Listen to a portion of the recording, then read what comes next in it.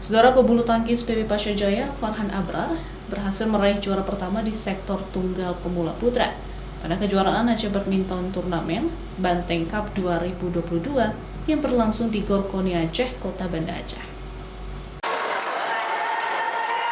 Farhan merebut titel juara setelah mengalahkan Rafli Al-Bukhari dari PB Angkasa Pura Medan, Sumatera Utara lewat drama rubber game 21-19, 15-21, dan 21-16.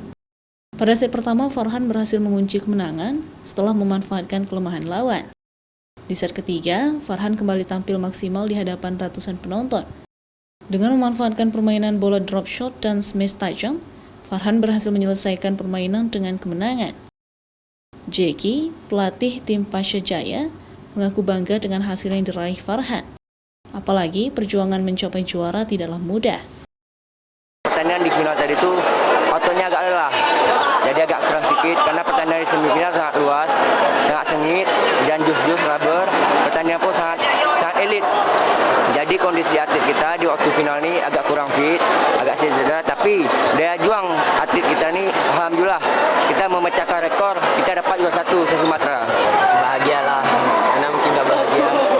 Nah, harapannya ke depan nih bulu tangkis ini, ada target apa sih? Target ke depan sih, penting masuk ke klub yang nasional dulu ya, yang paling kuat nasional, kayak Jaya Raya, Jarum gitu. Harapannya cuma itu aja dulu. Dia pengen main di nasional ya? Ya. Selain mendapatkan piagam penghargaan dan uang tunai dari panitia, PB Pasha Jaya ikut memberikan apresiasi dalam bentuk tabungan pendidikan.